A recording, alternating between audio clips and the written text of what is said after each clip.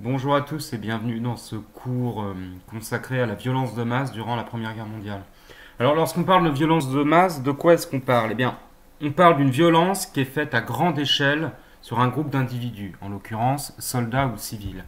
Donc le mot masse, là, il faut l'entendre au sens où c'est une violence qui est exercée sur une collectivité, sur un groupe et pas simplement sur un individu. Alors je vais vous donner on va voir plusieurs illustrations et plusieurs dimensions de cette violence de masse qui est à l'œuvre. On va voir d'abord sur les soldats et ensuite sur les civils. Alors la première forme de violence de masse, vous en doutez, c'est l'horreur des combats pour les soldats.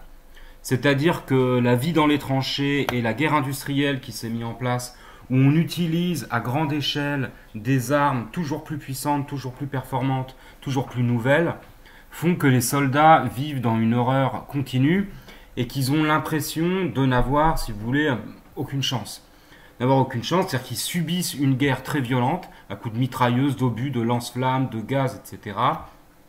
Et cette violence ne leur procure pas la possibilité d'avoir le moindre repos ou le moindre répit. Quand on est au front, on est dans un enfer continu.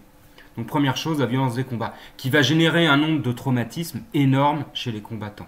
C'est-à-dire que cette violence et cette mort quotidienne qu'ils doivent affronter, en plus des conditions, les rats, la boue, la faim, le froid, les poux, enfin, vous imaginez la dureté simplement de la vie quotidienne, se rajoute à ça la violence extrême des combats. Ce qui va faire qu'un certain nombre de soldats vont être frappés de ce qu'on a appelé l'obusite, ou shell shock en anglais. L'obusite, c'est quoi? Eh bien, c'est le syndrome qui fait qu'en fait, des soldats vont simplement devenir fous. Certains soldats vont devenir complètement fous par la peur en fait d'être déchiquetés ou tués directement par les obus ou à n'importe quel moment. Et en fait, ça va être le moment où on va prendre conscience qu'il y a ce qu'on appelle des syndromes post-traumatiques qui sont réels. C'est-à-dire que la guerre peut traumatiser à vie des soldats et aucun soldat de la Première Guerre mondiale ne va en revenir indemne. Ils seront tous hantés par ce qu'ils ont vécu plus tard, la mort de leurs amis, la violence de ce qu'ils ont vu ou de ce qu'ils ont fait. Et certains, effectivement, ne retrouveront jamais la raison, seront prostrés. Bon, cette image à gauche est assez célèbre. C'est un soldat qui est devenu fou de terreur et qui ne peut plus bouger, et donc qui sera emmené à l'arrière, puis soigné en hôpital psychiatrique. Et celui-là aussi, ce regard un peu halluciné qu'il a, on le retrouve chez beaucoup de soldats qui souffrent d'obusite, c'est-à-dire c'est une espèce de peur et de déconnexion complète à la fois. C'est-à-dire le regard est figé et les soldats sont perdus dans leur monde, ils sont devenus totalement frappés de stupeur et de folie à cause de cette violence. Autre phénomène qui caractérise la violence de masse, c'est ce qu'on a appelé les grandes offensives. Je vous en ai parlé précédemment quand on a vu la chronologie du conflit. Les grandes offensives, c'est quand à partir de 1916, on cherche à percer le front pour relancer la guerre de mouvement et qu'on décide de faire des concentrations d'armement et d'hommes gigantesques sur des petits points du front pour essayer de lancer l'attaque la plus violente possible pour détruire l'armée adverse, percer le front et enfin aller chercher la victoire. Je vous ai expliqué que ces offensives en 1916, elles vont être meurtrières, incroyablement meurtrières. La bataille de Verdun, sur laquelle on va travailler plus spécifiquement, a fait 300 000 morts et 500 000 blessés en 300 jours. Donc Verdun, c'est 1000 morts par jour, d'accord? Sur un espace, sur un front qui fait une dizaine de kilomètres de long. Donc un espace tout petit. C'est pour ça que ça va être appelé par les poilus l'enfer de Verdun. On reviendra là-dessus. Et vous avez eu d'autres offensives. Je vous renvoie à la frise chronologique sur laquelle on les retrouve. Donc ces grandes offensives sont vraiment des opérations militaires qui sont aussi caractéristiques de la violence de masse. Alors concernant le bilan de la guerre, on a à peu près 10 millions de soldats qui sont tués, plus de 21 millions de blessés, et quand on dit blessés, il faut bien comprendre, c'est pas simplement des gens qui sont blessés, qui sont soignés derrière et qui après reprennent une vie normale. Les blessés de la Première Guerre mondiale, c'est des millions d'hommes qui ont perdu un bras, une jambe, qui ont été défigurés, ce qu'on a appelé les gueules cassées, on en parlera quand on verra le bilan de la guerre. Bref, vous avez les corps des soldats qui sont mutilés et qui sont marqués à vie. Et si vous voyez, pour le cas précis de la France, on a 1,5 million de Français qui sont tués. Il faut savoir qu'à l'époque, il y a 40 millions d'habitants en France. Donc c'est énorme. Et de plus, on a 3,5 millions à peu près de soldats qui sont blessés ou mutilés. Ce qui veut dire qu'en tout, on a 5 millions d'hommes qui ont été tués ou blessés durant ce conflit, ce qui est absolument énorme. On aura 500 000 prisonniers et on aura 2,5 millions d'hommes qui s'en sortiront, entre guillemets, sans blessure physique, mais pas sans traumatisme psychique. N'oubliez pas. Alors, autre aspect de la violence de masse, après les soldats, eh bien effectivement, on a la violence qui va s'exercer sur les civils. Alors, première chose, c'est le bombardement des villes. Durant le début et durant toute la guerre, durant le début de la guerre, quand les armées avancent, les villes du nord de la France sont bombardées et quasiment rasées. La ville de Reims va être détruite sous les obus. Vous avez des villages, vous avez un petit peu moins, 5 ou 10 villages qui en France vont être totalement détruits. C'est-à-dire qu'aujourd'hui, vous pouvez encore les visiter, il reste quelques maisons en ruine, mais ces villages ne seront jamais plus peuplés derrière. Et évidemment, pourquoi une ville, c'est symbolique? Parce que c'est un objectif civil, c'est pas un objectif militaire. Quand on bombarde des maisons, on fait une opération de terreur psychologique sur les populations. C'est pas un objectif qui vous permet de gagner une guerre que de raser une ville. Mais c'est une démonstration de puissance et de violence. Donc d'abord, les civils vont subir cette guerre, à savoir que des villes sont prises comme objectif civil. Ensuite, rappelez-vous que la Belgique et le nord de la France sont occupés par les Allemands pendant tout le conflit, puisque le conflit sur le front ouest se déroule en France. Et la Belgique était du côté des Français, ce qui fait que la Belgique et le nord de la France sont occupés.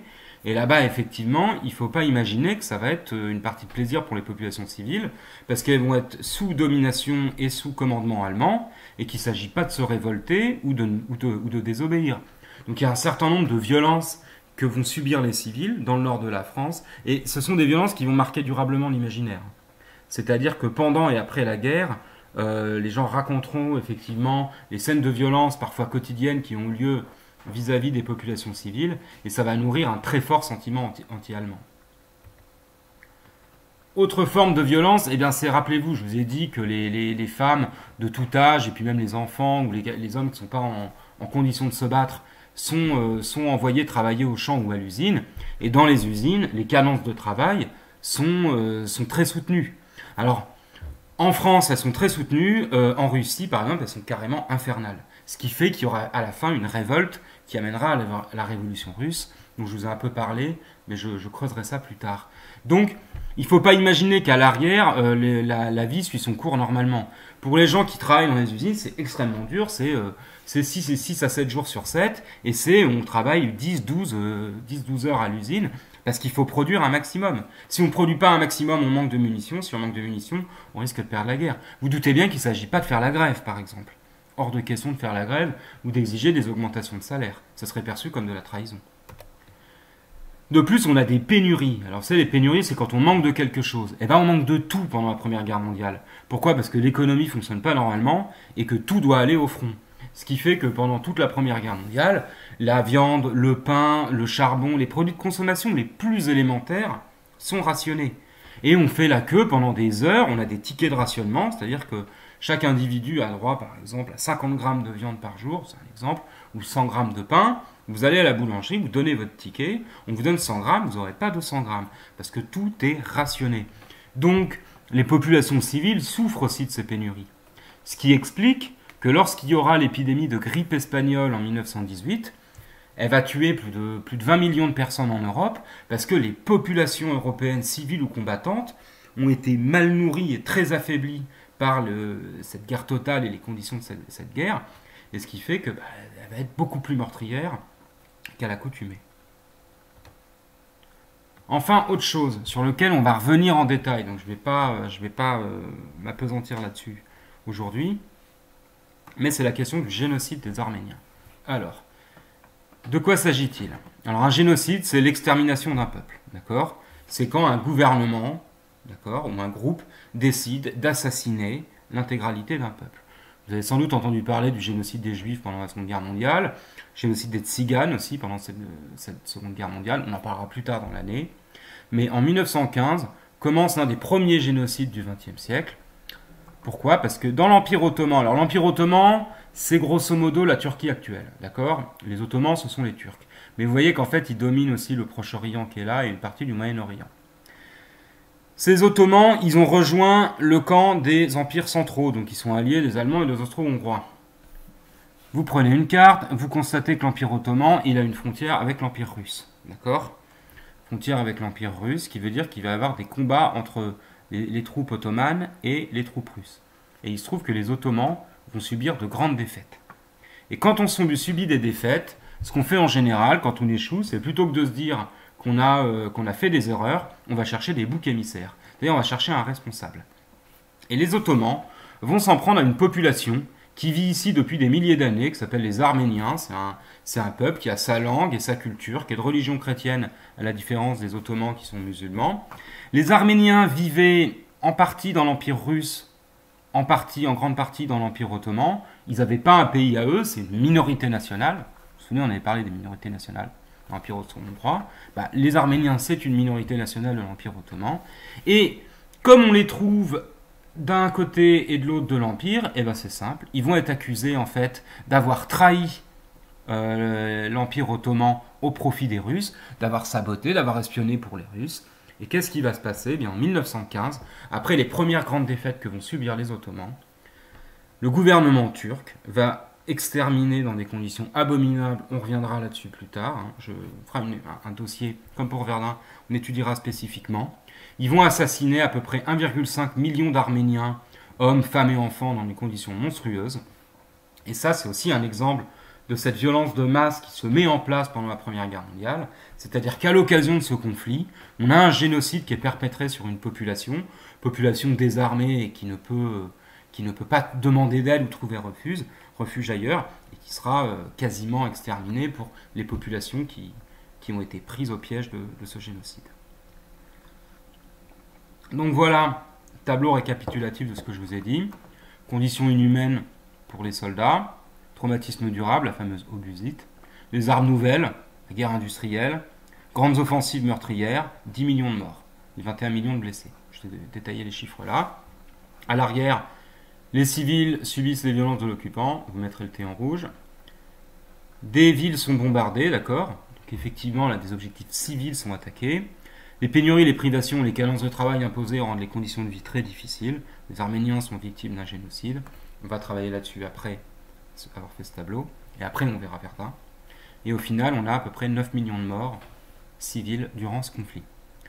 Alors voilà, pour terminer cette vidéo, je vous mets un extrait d'une vidéo d'époque où on voit en fait en Angleterre un certain nombre de soldats. C'est un document vidéo qui a été fait à l'époque. Le cinéma existait, il existe depuis 1895. Donc il y avait des services chargés de filmer les choses. C'est pour ça qu'on a pu en cours regarder un certain nombre de films de l'époque, même si c'est du muet. Et là vous verrez en fait des soldats qui ont été victimes de syndrome post-traumatique. Ce sont des soldats anglais, c'est un document anglais. C'est pour ça que vous verrez que c'est la pâtée anglaise, c'est indiqué British Pâté en haut à droite de l'écran, qui a fait ça. Voilà, je vous laisse regarder ça. C'est une très bonne illustration de la violence de masse et des traumatismes subis par les combattants. Je vous remercie.